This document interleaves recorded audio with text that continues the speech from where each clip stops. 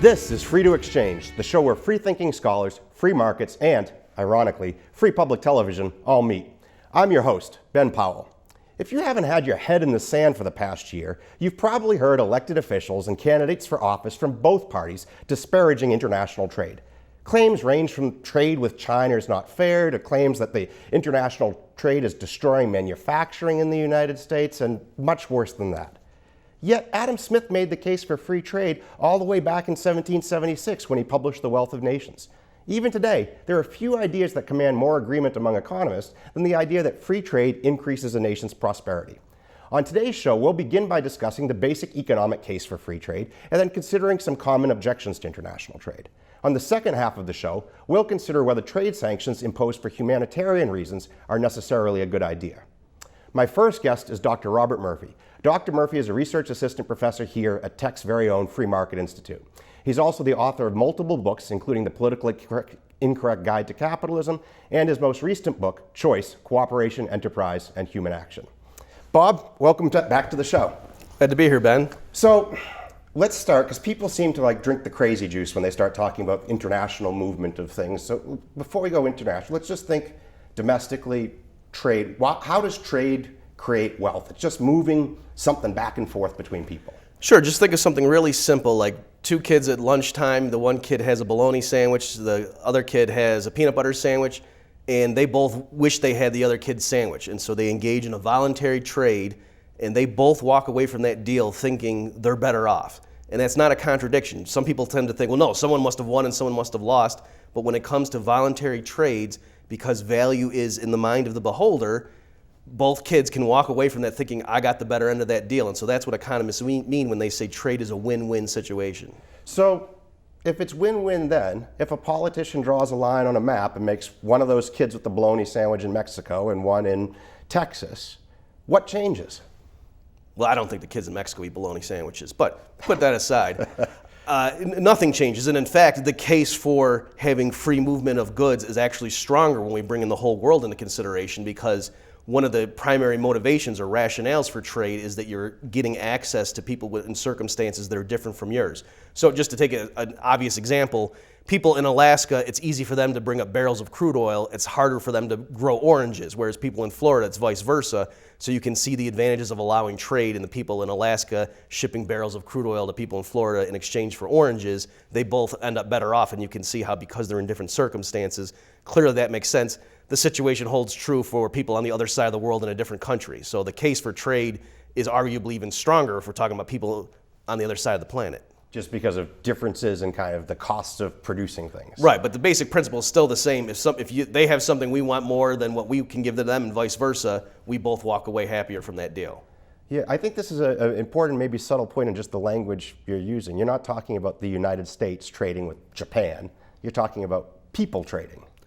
Right, and I think that's what a lot of times the problem in this discussion is. There's this collectivist mentality where we're looking at, oh, it's the U.S. versus Japan or versus China.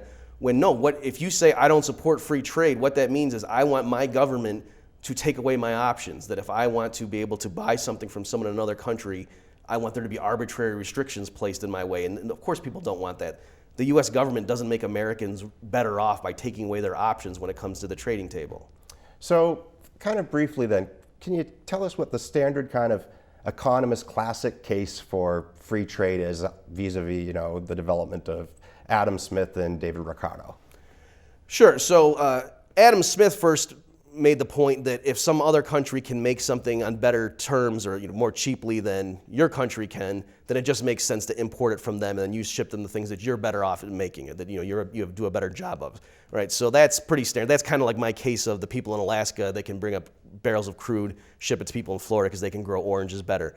What David Ricardo he enhanced the case, the argument, and he showed that even if one particular country, if their workers are more efficient and productive at making all kinds of goods, even in that case, it still makes sense for them to specialize in what they're really good at and trade with people and let the other people make the things that they have what's called the comparative advantage. So just to give an obvious example, breaking it down at the individual level, Michael Jordan obviously is really good at playing basketball. He also is probably good at cutting a lawn, right? He's really athletic. He can push the lawnmower around. He could probably cut the lawn faster than the 15-year-old kid down the street. but yet obviously it would be a waste of resources. It would be crazy if Michael Jordan spent a lot of time mowing his own lawn. Instead, he hires the kid to do that so he can go play basketball. Or a different example, a surgeon might be able to take blood pressure readings better than the nurse that he hires, but that's crazy. His time is too valuable. He should concentrate on the surgery and let other people do that. So by the same token, U.S. workers might be able to make TVs more productively in terms of how much time does it take to make a given TV than somebody in China, but that would be a waste of U.S. labor. The U.S. labor should focus on what they're really good at and then outsource that stuff to China, for example. Boy, I wish Larry Bird had heard you describe this when I was growing up, because he hurt his back doing his own yard work and kind of ruined the end of his career. So, of course, the other point that they make too is that the specialization that you can do is going to be limited by how big your market is. So if we were a country here of Lubbock of 300,000 in the metro, we wouldn't be able to specialize in cotton the way we do today, right? Right, exactly. So that, you have bigger markets and it just allows for specialization. I mean, take another example, something like J.K. Rowling. If she only had 4 people she could sell novels to, she might not have written Harry Potter. She wouldn't be able to survive, right? She would have to do something else. So again, the free case for free trade, it brings in all these things, but ultimately it's just saying labor and other resources go to where they're most productive, and having governments put in arbitrary barriers that can't possibly make output more efficient. Okay, but I can hear the critic here say, but what if the other people aren't playing fair? I mean, this is a claim that Trump has made multiple times in the recent election, where he says, China's, devaluing their currency and it's unfairly competing with the U.S. Or you could have other situations where the other country's putting tariffs on us. Should we trade with them freely then? I would say yes, because when you really understand the case for free trade, it's a unilateral one, right? So the case is saying that our government, if they put tariff barriers on us, are making Americans poorer, and so you wouldn't want them to do that. So now it's true, if the Chinese government is engaging in hanky-panky and restricting trade, they're making the Chinese people poorer, and they're also perhaps hurting us as well, but it's not that 2 wrongs make a right. We don't fix that by then imposing the same problems on us. Look, if the Chinese government was going around smacking their people in the head with a stick, we wouldn't say, well, to make it fair to level the playing field, we got to do the same thing to our people. We would just say, geez, that's a shame, and they shouldn't do that. Yeah, or as Joan Robinson put it, if they throw rocks into their harbor, why would we throw rocks into ours? Yeah, exactly. But we do see, people will talk about manufacturing jobs, though, and the manufacturing jobs are going overseas, or maybe even more absurd claims. U.S. manufacturing just can't compete with foreign manufacturing. Any truth to this? Well, here, I think it's important that we as free market economists don't come off as being completely out of touch or naive. And so a lot of what happens is not in a genuine free market. And so I think if the U.S. government followed a lot of the policies that you or I would recommend in terms of streamlining regulations and lowering onerous taxes, probably some of the trends we have seen would not have happened, that more manufacturing would stay here. But in terms of the general principle to say, should the U.S. government do things to make sure manufacturing jobs stay in the U.S., I would say no. That, for example, right now, manufacturing output is at or near an all-time high. So it's not that the U.S. isn't making stuff anymore, it's doing it more efficiently with fewer workers. And I think that's a good thing in general. Just like we have fewer people in agriculture now than we did in the year 1880. And at the time, by the way, when workers were moving out of agriculture, people at the time, critics were lamenting the loss of the family farm and, oh, how are we going to be a prosperous nation if we don't grow our own food? And we can see now how silly those claims were. So I think in the year 2200, people looking back, they're certainly not going to say, oh, how come we're not making cars in Detroit anymore, that we're so poor because of that. I think things would have moved on, and that's a natural progression. Yeah, so I think this is an important point that independent of international trade, just productivity growth in one sector that outpaces another could explain some of the job shift from manufacturing to services, right? Right. So again, just like people, as people got more productive, we started working with tractors and so on. That's why you have fewer people in agriculture, and that's what gives a rise to manufacturing. And then as there's more innovation, more people start going into software development and things like that. And so again, you would see this trend where we still have more physical stuff coming out of factories year after year, but we do it with fewer workers because they're better trained and they work with more equipment that frees up labor to go do something else that's even more valuable. I think this is an important point you're making there at the end. It's not about total number of jobs. International trade changes your mix of jobs, right? Right, exactly. And it's sort of a red herring sometimes when people talk about, oh, these trade deals, how many jobs will it create? As long as wages are flexible, in the long run, everybody who wants to get a job is going to get a job in a market economy. And so the real question is, what are the real wages you're going to get paid? Are they going to be good jobs, high-paying jobs? And the standard case for free trade says the way you maximize productivity and output per person is you have free trade. So yes, any particular trade deal or changing government policy might create winners and losers, but the standard case for free trade says you move towards free trade and the winners, their gains outweigh the losses to the losers, and so everyone on net is richer. So you mentioned trade deals a couple times here in that last response. In our last couple minutes, let's talk about those. So I hear something like North American Free Trade Agreement, or the recent one that's been being negotiated. If it says free trade agreement, is that what we're necessarily talking about right now? No, so what you and I have been talking about is the pristine case for free trade as a pure economist would make it. You got to be careful. Of course, anytime a politician puts up a bill, they always make it sound nice and flowery. No one ever says like the crony pay off my donor act of 2016. And so, yeah, just because these things have the phrase free trade on them does not necessarily mean an economist who is for free trade must necessarily support them. So I think like with NAFTA, I think there were good things and bad things. So yes, it did lower some tariff rates, and so if that's all it did, I would be for that. But it also did things like transfer sovereignty out of the United States to more international bodies and things. And the rationale for that was to sort of have a harmonization of regulations, but for people who are concerned about Americans losing control of the ability to govern themselves, that's definitely a serious concern. I mean, these so-called free trade documents, some of them are thousands of pages long. If all you wanted to do was reduce trade barriers, it would just be a postcard that says that right now the barriers are X, let's cut them in half or get rid of them.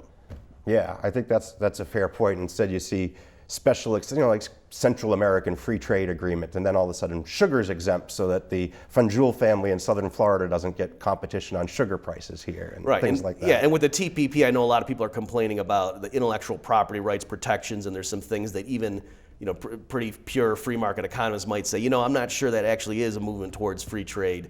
That looks like it might be giving certain corporations a lot of power to crack down on competition. So there's a lot of things and plus with the TPP in particular, so much of that was done behind closed doors by lobbyists. So that just is a red flag for me that I don't think this is simply about lowering trade, tariff rates. So we have to be careful with these and kind of evaluate each one on its merits of whether on net it frees or restricts. Right, and so I think a lot of people, like the man on the street, he might know something's crooked here. I know my standard of living is not rising high, and I understand that, and I don't mean to come off as out of touch, but what concerns me is then when a populist politician takes that angst and turns it into, that's why we can't have trade with China because they're eating our lunch, when that's pretty simplistic and it's not trade per se that's hurting us. All right, well, thank you very much for joining us today.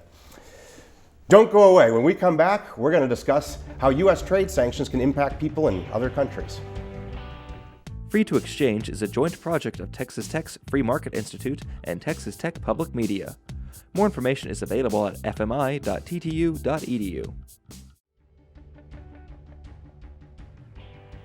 Welcome back. Joining me now is Dr. Dominic Parker. Dr. Parker is an assistant professor of agricultural and applied economics at the University of Wisconsin-Madison. His research examines how legal systems and government policies impact natural resource use and economic development. Today he's going to discuss how trade sanctions can impact vulnerable populations in poorer countries. Nick, welcome to Lubbock and welcome to the show. It's great to be here. Thanks for having me. So, on the first half of the show, we talked about how trade creates wealth and trade restrictions destroy it, but there's a lot of bad people in this world, and sometimes people say we should put trade sanctions up not to improve our wealth, but to punish bad people or to stop bad people from doing bad things. What are some of the kind of motivations for these different trade sanctions, and what type of forms do these trade sanctions take? Yeah, often trade sanctions are motivated for national security reasons, and they're motivated to punish human rights abusers in foreign nations. So you see sanctions for both purposes levied against entire nations, say Syria, North Korea. You also see sanctions for both purposes levied against certain industries, say aviation, in the case of Iran, but also for human rights abuses, sanctions against certain industries like blood diamonds. So U.S. imports of diamonds from Africa need to be certified. That's the one with the Leonardo DiCaprio movie about, right? Right. And you have studied in particular conflict minerals then, and in particular in the Congo. What was the situation that led to trade sanctions being imposed there? So the Congo is a huge country. It has really weak central governance, but it's also richly endowed with minerals. tin, tungsten, tantalum, even gold, but these three T minerals are essential components in flat screen TVs, cell phones, modern electronic devices. So as global demand for these electronic devices surged, a lot of rebel groups in the country began to take control of mining areas, began to profit from the commerce and the trade in minerals. And these militia groups, these rebel groups, are kind of a mixed blessing, because on one hand they're providing security in areas of the country that aren't very secure, but they also sometimes commit really brutal acts against civilians, acts of violence. It's the observation of those acts that led to lobbying by human rights advocacy groups that, these groups were linking our consumption, U.S. consumption of cell phones in particular, with profits by these rebel groups who are committing acts of violence. And so these groups, human rights groups, lobbied the U.S. Congress to act, which they did as part of the U.S. Dodd-Frank Act. They included Dodd-Frank Act? Yeah. I thought this was banking regulation. It is mostly about banking regulation, but there's a small section, Section 1502 of the Dodd-Frank Act, which regulates companies, big companies, mostly high-tech companies, whose products might contain conflict minerals. So we're talking about Apple, Motorola, Hewlett-Packard, companies like this. And as part of Section 1502, they need to disclose where they got their minerals and if they could be funding armed groups in the Congo. So it's not actually a ban on bringing in minerals from the Congo, but it's a documentation process? It's a documentation process that companies have complained is quite onerous, very difficult to trace the origins of these minerals to determine if in fact rebel groups have profited from them. So although the regulation wasn't an outright ban, it has acted as a de facto embargo or a de facto ban or boycott, because most companies have pulled out and stopped buying from the area.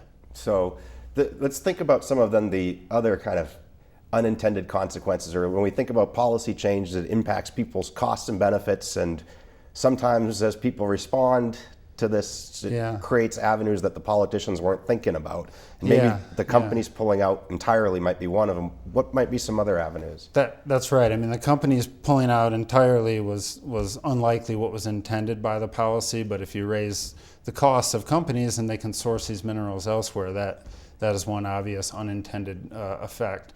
The other one is, if you think about the motives and the situation that these rebel groups are under, and you think about how a decrease in purchasing of minerals from Western companies from these areas might affect their incentives, you have a situation prior to the regulation where these rebel groups are profiting from kind of stationing themselves by mines, taxing production, and they don't really have a strong incentive to harm their workforce because they're benefiting from a productive mining industry. They want security and safety.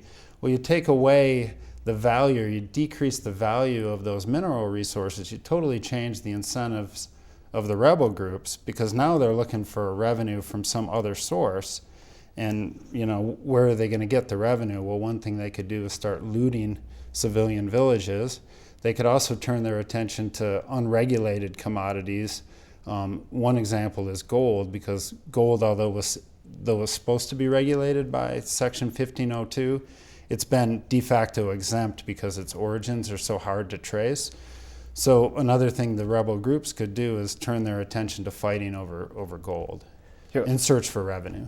This looting of villages thing too, it strikes me that kind of standard economics of roving versus stationary bandits here.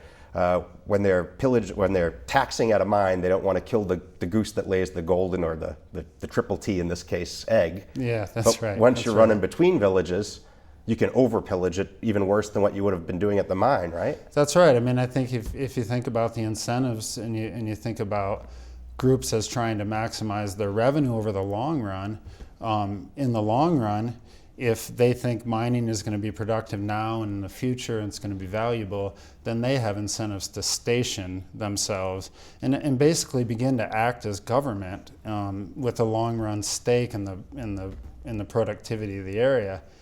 If there's uncertainty about what minerals are going to be valuable and markets go away, then they do have more of an incentive to rove in search of revenue. And the roving bandit in that metaphor is less predictable and more dangerous.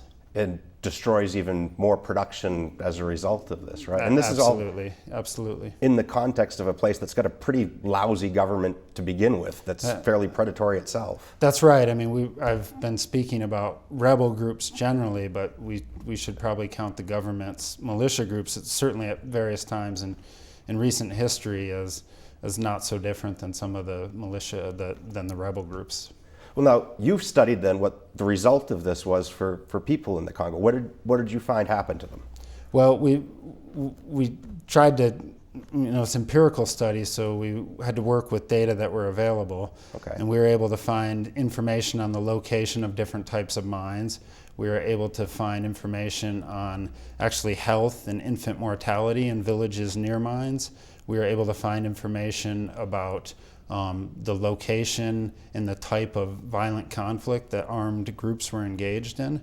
And so we studied what happened to these outcomes before and after Dodd-Frank, and we find evidence that infant mortality rates rose in villages, particularly those villages that were close to these 3T mines that were boycotted through the Dodd-Frank legislation.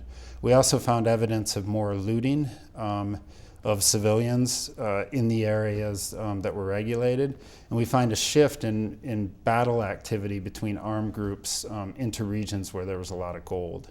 Yeah, now, you said one thing in there, in the areas that were regulated. There were areas that weren't affected by this regulation that had mines in Congo too, right? Yeah, well, one that's important to point out is gold. I mean, some observers have viewed the failure of Dodd-Frank to effectively regulate gold as a failure. But the research that we've done gives a different perspective of that, because gold wasn't effectively regulated, and we see that infant mortality rates, for example, don't go up in villages near gold mines where mining tended to continue, which is different than the 3T mines. So what do you think the ones that have been affected by the regulation, where you've seen, it's a big increase in infant mortality too, isn't it? It's a large increase. I mean, we start with a baseline of villages near these 3T mines of 60 infant mortalities, under 1 mortalities per 1,000 births. That goes up to 146 after the policy, and that's compared to these other areas that basically weren't exposed to the Dodd-Frank regulation. So that's like 150% ballpark. 143%. That's right. Yeah. Close enough for me. Yeah, that's large. What are the principal reasons that you think the mortality went up? Well, I mean, this legislation induced a large-scale and blunt, frankly, boycott of 3T mining. Well, 3T mining, it's true, was funding some rebel groups who did very nasty things to civilians, but it also helped finance a mining industry that supported millions of families. So if you take away that source of income, it's hard to get the health care consumption that you need. It's also the legislation, there's lots of anecdotes and discussion by locals about how it reduced accessibility of healthcare facilities. So we think the primary mechanism is that mothers had less access to the consumption of healthcare goods that would keep children alive. Sure. Now, the United States has imposed sanctions on Iraq, Cuba, Haiti, other places.